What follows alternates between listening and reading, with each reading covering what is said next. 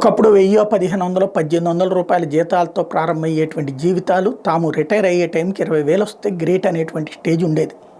అలాంటి దశ నుండి దాదాపు 10-15 ఏళ్ల నుంచిన లేకపోతే ఒక 20 ఏళ్ల నుంచి అనుకోలేము. ఈ సాఫ్ట్వేర్లు కార్పొరేట్ సంస్థలు వచ్చాక ఆరంభమే 18-20 వేలతో ప్రారంభమై ఆ పైన లక్షల్లోకి వెళ్ళిపోతూ ఉంది.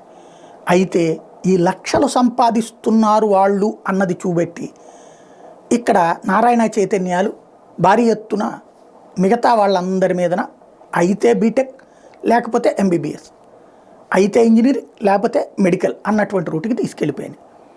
వాళ్ళకి దాంట్లో ఎందుకంటే మనకి గొర్రెల ప్రపంచం ఎన్ని కోర్సులు ఉన్నాయో చాలామందికి తెలియదు. 100కి 85 మందికి తెలియదు.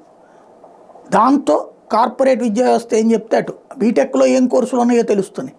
కానీ బీటెక్ ఎంబీబీఎస్లు కాకుండా మిగతా ఎన్నో కోర్సులు ఉన్నాయన్నటువంటి విషయాన్ని నిజాన్ని దాచేసుకుంటున్నటువంటి రోజులు. ఇక్కడ అసలు సిసలైనటువంటి చర్చ జరగాల్సినటువంటి అంశం ఒకటి ఉంది. ఏంటయ్యా అంటే ప్రస్తుతం రాబోయేటువంటి రోజుల్లో ఇప్పుడు ఇజ్రాయెల్లో ఉద్యోగాలు వస్తున్నాయి కదా, ఏంటో తెలుసా? ఈ అడ్వర్టైజ్మెంట్ చూస్తే అర్థమవుతుంది. అమెరికన్ కాన్సులేట్ జనరల్ వాళ్ళు ఇచ్చినటువంటి అడ్వర్టైజ్మెంట్ ఇదే కాదు, ఇజ్రాయెల్ వాళ్ళు కూడా ఇస్తున్నటువంటిది. ఈ అమెరికన్ కాన్సులేట్ జనరల్ తరపున వచ్చినటువంటి అడ్వర్టైజ్మెంట్లో అమెరికన్ కాన్సులేట్ మాసన్ కోసం నియామకానికి వస్తుంది, ఖాళీ మరియు దరఖాస్తు ప్రక్రియ గురించి వివరాల కోసం దయచేసి సందర్శించండి అంటూ ఒక వెబ్సైట్ ఇచ్చారు. తాపీ మేస్త్రి కావాలంటే 4,47,348 రూపాయలు జీతం అంట.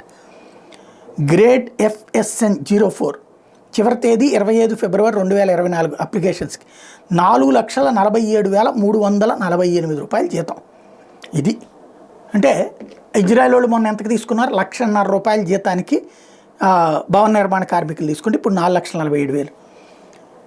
మన దగ్గర దానికి ఏ క్వాలిఫికేషన్ అక్కర్లేదు. తాపీ మేస్త్రి వెనకాల వెళ్ళేవాళ్ళు మొదట్లో ఆ దాన్ని చదువు చేసే పని చేస్తారు, ఆ తర్వాత నిదానం గోడ కట్టే పని చేస్తారు. అట్లా ప్రమోషన్ ఆ మేస్త్రి ఇస్తాడు, తర్వాత తను మేస్త్రి అవుతాడు. ఇవాళ రోజున అట్లా బోలెడంతమంది ఉన్నారు ఈ దేశంలో. అయితే క్రమంగా ఆ పని పట్ల కొత్తగా జాయిన్ అయ్యే వాళ్ళు తగ్గిపోతున్నారు. ఎందుకని? మనకి ఇవాళ చదువుకున్న వాళ్ళు ప్రతి ఒక్కళ్ళు కూడా తమ బిడ్డల్ని మళ్ళీ చదివిస్తా ఉద్యోగాల వైపుకి తీసుకెళ్తున్నారు. మనకి ఇదివరకటి రోజుల్లో చదువుకునే రోజుల్లో ఏదో ఒక పని చేసుకునేవాళ్ళు. ఇప్పుడు నేను చదువుకునేటువంటి రోజుల్లో కొబ్బరి బొండాలు కొట్టాను, లేకపోతే బైండింగ్ షాపుల్లోనూ పనిచేశాను, మెడికల్ షాపుల్లోనూ పనిచేశాను, స్టీల్ షాపులోనూ పనిచేశాను, అన్నిట్లోనూ పనిచేశాను.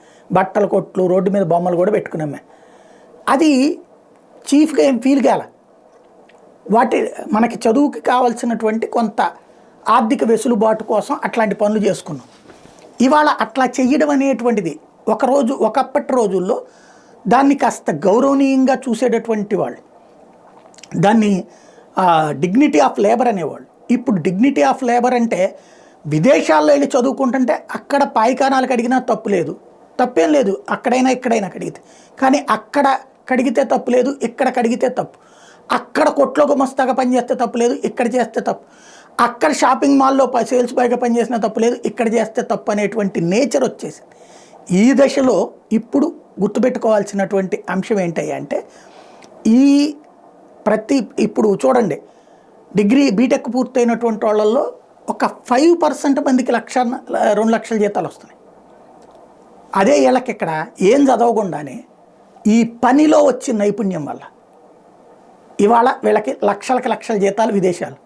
రేపు పొద్దున అక్కడ విదేశాల్లో వాళ్ళందరూ పట్టుకుపోతారు. ఎందుకంటే ఇప్పుడు ఆఫ్రికన్ కంట్రీస్ వాళ్ళని రానియట్లేదు, వాళ్ళు ఏదో ఒకటి రచ్చ చేస్తున్నారని.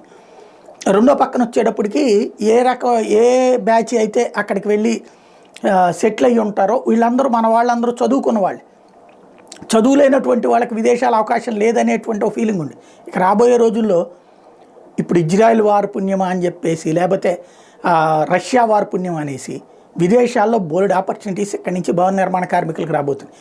అప్పుడు ఎక్కడ పెద్ద సమస్య రాబోతోంది. ఎందుకంటే ఇక్కడ వాళ్ళు అక్కడ 1,50,000 నుంచి 4 లక్షలు 5 లక్షలు వస్తుందంటే అటు పోరా. అప్పుడు మన పరిస్థితి ఏంటి? ఎక్కడ అప్పుడు ఇప్పటికే 300 రూపాయల నుంచి 700 రూపాయలకి పెరిగిపోయింది. ఇది ఒక తాపీ మేస్త్రి కూలి, తాపీ పని చేసేవాళ్ళు. మేస్త్రికి అయితే 900 రూపాయల నుంచి 1,100 రూపాయలు తీసుకుంటున్నారు. రాబోయే రోజుల్లో ఏ స్టేజ్కి వెళ్తుందో చెప్పలేము.